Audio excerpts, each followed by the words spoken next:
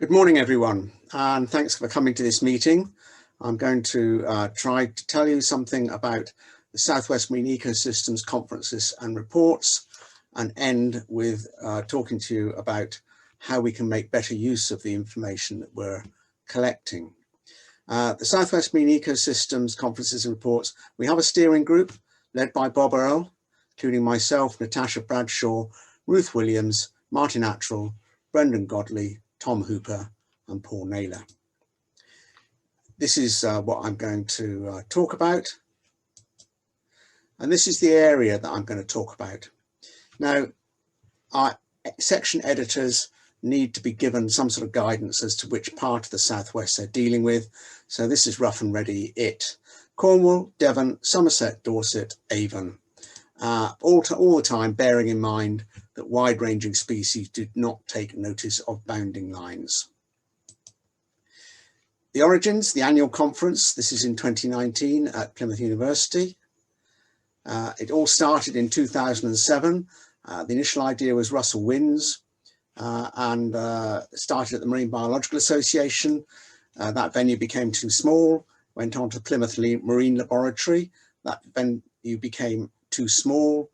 Bob Earle by then had taken over running the meetings, and we're now at the university where we get 200 plus delegates to our meeting. But of course, this last year was cancelled, and this year we've switched to 11 webinars with 300 plus delegates, 1,250 contacts. Go into the website, look at the annual reports, sign up to be kept in touch and access video links. These are the categories that we report on. So each one has a section editor. There are 11 sections. Where do we get our information from? Well, this is my quotation. This is my view of it. It's a rich stream of sometimes messy information that is brought together by the editors of each topic chapter to provide a descriptive account. So, of course, section editors have their own studies and sources as a starting point. Participants at conferences are invited to submit their observations of events, trends and highlights, as well as to interpret those changes. You can also submit their observations via the website. But we also collate information from social media, scientific papers, press coverage, chit chat across the coffee table and so on. In practice, much of the information is harvested from social media, especially from specialist groups such as Porcupine on Facebook and from Twitter. And in times of pandemic, online responses from webinar participants. Reports, last year was the report for 2019, and it was an 80-page report. It's the front cover, very rich in images, very important for illustrating what it is we're seeing and making it more accessible to a wider range of people. Looking also at the way in which we interpret the data. So converting and interpreting observations into accessible information, it's a long tradition in the Southwest. Stella Turk started a lot of it, systematic recording, Cornwall stranding scheme, replicated UK-wide. Here's that unfortunate event when in 2008, a great number of common dolphins were stranded in the Foul, and you get this sort of a record. Good years, bad years, what's normal? Links to events, including storms. Is there a pattern? Is there a trend? So things like barrel jellyfish, the press are interested, remarkable abundance in recent years, but it has been seen before. Maybe it's oceanic currents, maybe it's good years for reproduction or the right food's about. Common octopus, warm water species, many sightings in 28 and 29, but there were plague years in 1900 and 1950, reported in the scientific press. So do your homework and say, oh, well, perhaps it's not global warming. One Dalmatian pelican doesn't make a summer. There are lots of species which just turn up by pure chance. Storms, we might be getting more storms because of climate change. but the washouts are fascinating. They tell us what's actually living in the sediment, and here otter shells, Lutraria. Come back, kids. Bluefin tuna started as novel sightings, and now there are major studies and there are challenges for management. Spiny lobsters, we started to see them in 2014 as babies in areas where they hadn't been seen for several decades. And keeping track of that, for instance, with Sea Search, here are the number of dives where spiny lobsters were recorded.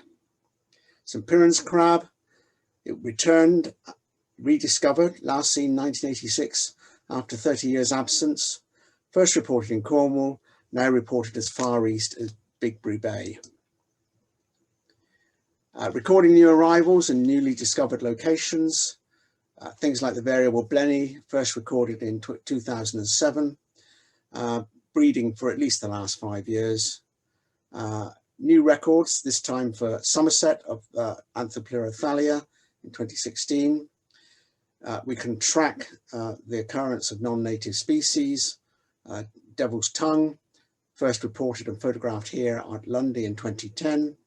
Things like the red ripple bryozoan, which is becoming more widespread and abundant. There are links to management, looking at recovery, pollution and invasive species.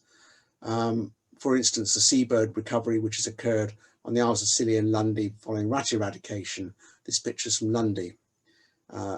Pollution incidents, bird wrecks, biobeads. This was a southwest water spill from a water treatment plant, and those biobeads got into the sea, and we don't want that, thank you very much.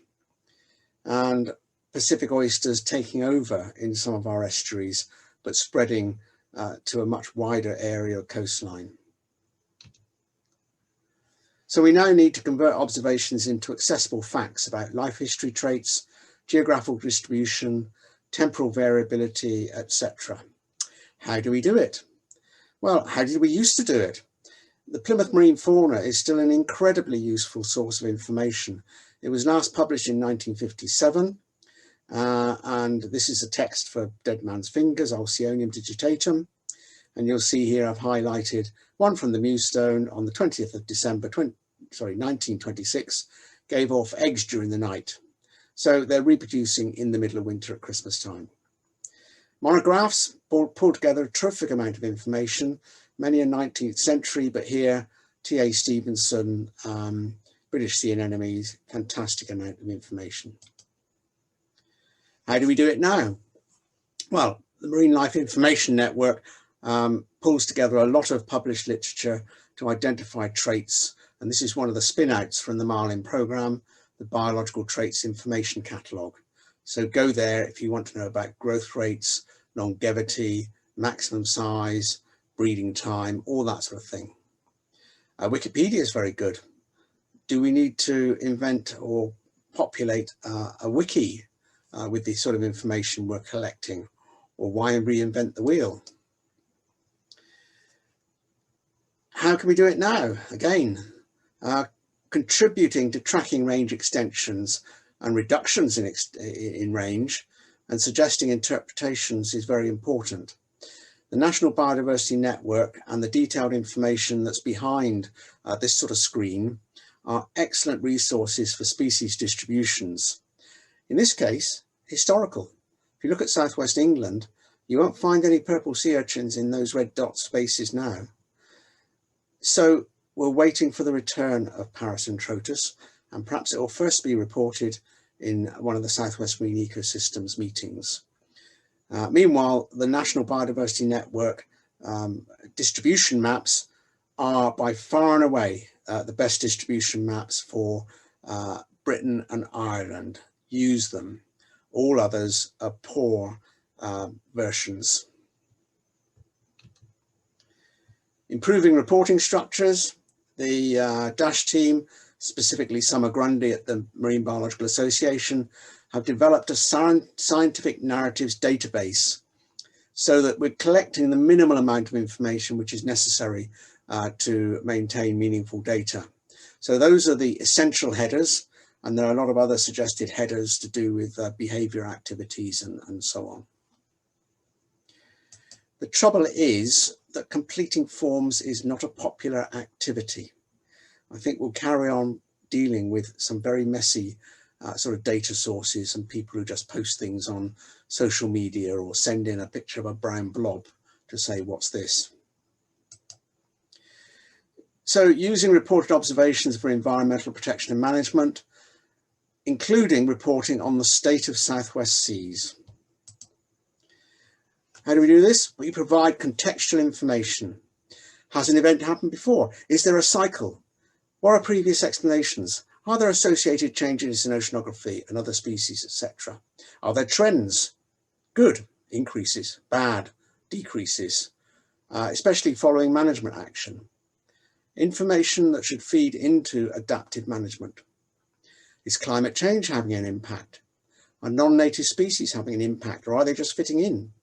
Are human activities having an impact, good or bad?